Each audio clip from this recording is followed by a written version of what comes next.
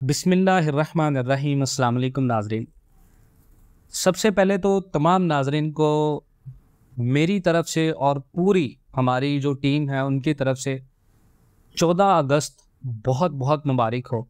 As a Pakistani we should be proud on this day. हमें इस चीज़ के ऊपर बहुत ज़्यादा फ़ख्र होना चाहिए कि वी आर पाकिस्तानीज़ और अल्हम्दुलिल्लाह हम पाकिस्तानी हैं और पाकिस्तान से मोहब्बत करने वाली कौम है और पाकिस्तान से मोहब्बत करते हैं। अब आते हैं टॉपिक की तरफ। हमारे मुल्क पाकिस्तान को आज़ादी 14 अगस्त 1947 को मिली, लेकिन 1947 के बाद अब तक जो 76 साल में इस मुल्क पाकिस्तान के साथ हुआ है वो किसी भी अलमिया से कम नहीं है। और इस अलमिया का मतलब यह है कि हमारे साथ जो कुछ भी आज तक हुआ है इस कौम के साथ, उसकी मिसाल कहीं नहीं मिलती। 8 लाख लोग, हमें वो काबिल लोग जो हमारे मुल्क की मैशत को उठाने का जो पूरी सलाहियत रखते थे, इस मुल्क की मैशत का बेड़ा उठाने का, वो मुल्क पाकिस्तान को छोड़कर जा चुके हैं। मोहब्बत अपनी जगह, लेकिन लोग अब पाकिस्तान में रहने को तरजीह नहीं दे रहे। तो जहाँ एक नेगेटिविटी है वहाँ मस्बत चीज़ें भी बहुत सारी हैं सुनने को। लेकिन आज की वीडियो का टॉपिक होगा पाकिस्तान की तारीख का मुश्किल तरीन हालात अब पाकिस्तान के अंदर से गुजरने वाले हैं। तो ऐसे में क्या हमें इन्वेस्टमेंट करनी चाहिए, हमें क्या ऐसी पाए तकमील की सोच तक रखना चाहिए कि हम अपने पैसे को बचा सकें और आने वाले इस मुश्किल वक्त का मुकाबला कर पाएँ। सबसे पहले हम बात करेंगे पाकिस्तान के अंदर डॉलर की कीमत की। बहुत सारे लोगों के सवाल थे, तो हम सारी वीडियो के अंदर डॉलर, गोल्ड, इसके अलावा सिल्वर और जितने भी पाकिस्तान के अंदर कमोडिटीज़ हैं इन्वेस्टमेंट के लिहाज से, इन तमाम तर चीज़ों को डिस्कस करने वाले। तो वीडियो को एंड तक लाजमी आप देखें ताकि आपको इससे मुस्तफ़ीद आप हो सकें। डॉलर की जो कीमत है पाकिस्तान के अंदर, आज पेट्रोल की कीमत में भी इजाफे का इम्कान है। आज नहीं तो 3-4 दिन के बाद पेट्रोल की कीमत में 20 रुपये इजाफे का ऐलान है। तो अगर ये 15 से 20 रुपये इजाफा होता है तो डेफिनेटली इससे पाकिस्तान के अंदर आम इंसान से लेकर मिडिल क्लास बंदे तक इसका इफेक्ट होगा। डॉलर की कीमत अब आने वाले दौर से शुरू होगी। 288-290 पे ट्रेड कर रहा है डॉलर पाकिस्तान के अंदर, कभी कम हो रहा है कभी ऊपर जा रहा है। हमारे स्टेट बैंक के ज़खायर 13 अरब से कुछ करोड़ डॉलर्स बचे हैं और उसमें भी टोटली पाकिस्तान के कौमी ज़खायर के हिस्से नहीं है, जिसमें से कुछ हमने अदायगियाँ करनी है, कुछ हमारा कर्जा है। अब मुश्किल हालात दौर इस वजह से है कि इस चीज़ को बहुत ज़्यादा नेगेटिविटी में हम क्यों ले रहे हैं। उसकी वजह यह है कि अब निगरान सेटअप के बाद हुकूमत जो भी आएगी वो ना तो किसी पिछली हुकूमत को ब्लेम करेगी, ना ही कोई आने वाली हुकूमत को ब्लेम करेगी। वो हुकूमत पूरे इख्तियार के साथ काम शुरू करेगी। लेकिन पाकिस्तान के अंदर अब डॉलर बढ़ना शुरू होगा। डॉलर की जो कीमत 288 है, इंटर बैंक में IMF के साथ मुआहदा है और IMF की ही जो रिपोर्ट है वो बता रही है, जो हालिया रिपोर्ट आई है IMF की, कि पाकिस्तान में रोटी, कपड़ा, मकान इसकी किल्लत रहेगी इस स्टैंड बाई मुआहदे के साथ।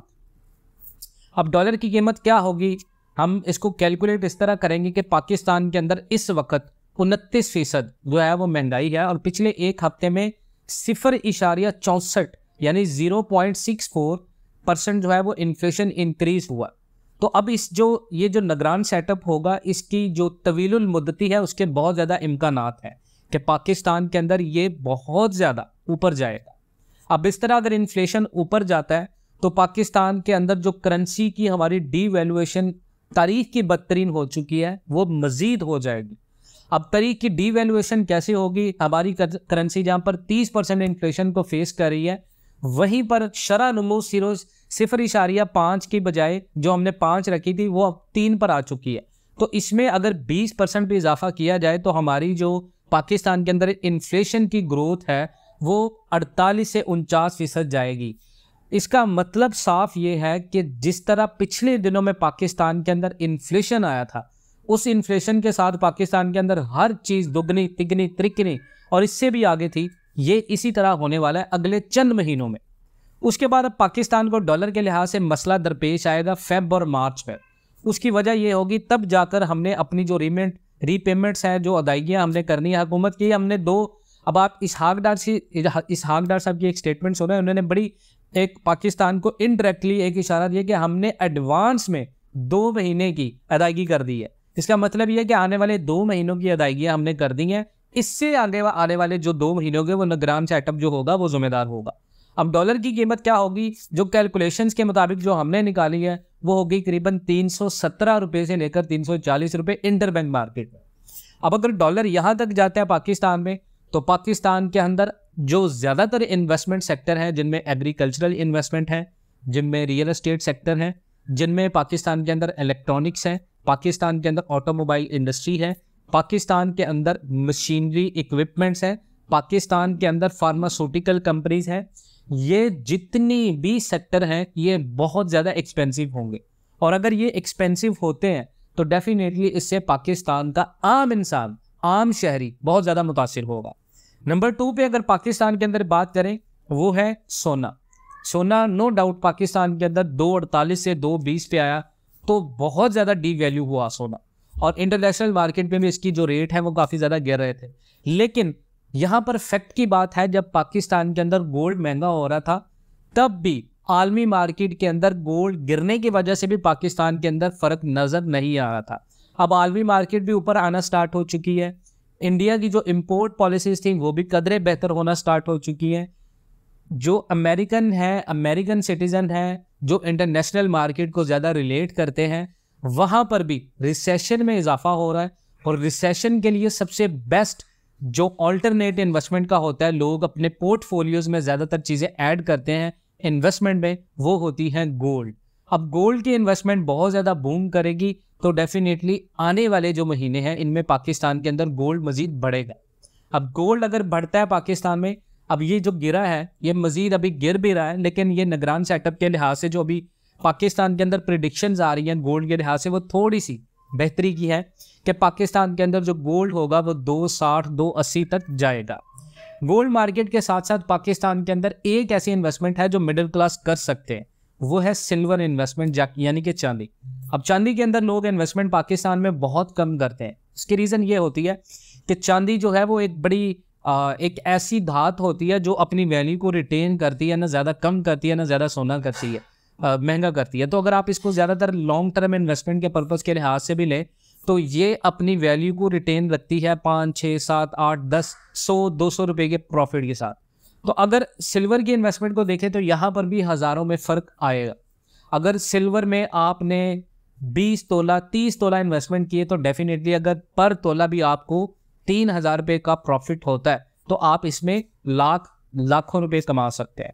उसके बाद पाकिस्तान के अंदर रियल एस्टेट सेक्टर में कंस्ट्रक्शन मटेरियल महंगा होगा, कंस्ट्रक्शन मटेरियल से स्टील इंडस्ट्री महंगी होगी, तो यहाँ पर लोगों की डिमांड बहुत ज़्यादा होगी, लेकिन सप्लाई और डिमांड की वजह से सप्लाई कम होगी, तो इससे पाकिस्तान के अंदर लोगों की कुव्वत ख़रीद कम होगी। इन्फ्लेशन की वजह से जब लोगों की कुव्वत ख़रीद कम होगी, घर कम बनेंगे, आबादी ज़्यादा होगी तो घरों की वैल्यू ज़्यादा होगी।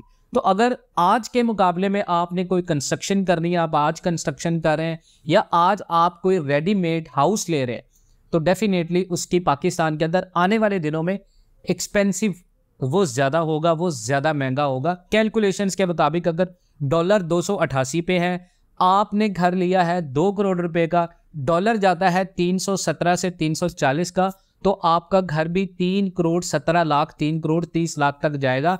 डेट मेक सेंस के आपका जो प्रॉफिट होगा वो आपको 50 से 60 लाख रुपए प्रॉफिट देगा। अब 50-60 लाख रुपए का मुनाफा किन लोगों को होगा? जिनके पैसे पाकिस्तानी रुपीस के अंदर है, जो पीकेआर में इन्वेस्टमेंट करें।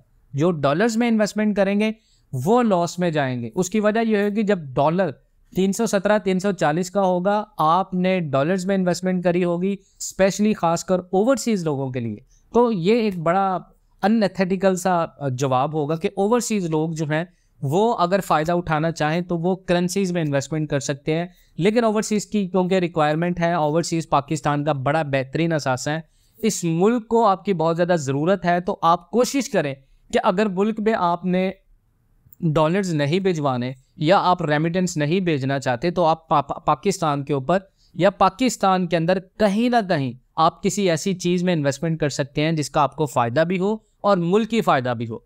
उसके बाद पाकिस्तान के अंदर जो चीज़ें बहुत ज़्यादा महंगी होने वाली हैं, एक्सपेंसिव चीज़ें, जैसे पाकिस्तान के अंदर फूड चेन बिज़नेस है, तो फूड चेन बिज़नेस के लिए आपको मशीनरी भी रिक्वायर्ड होती है।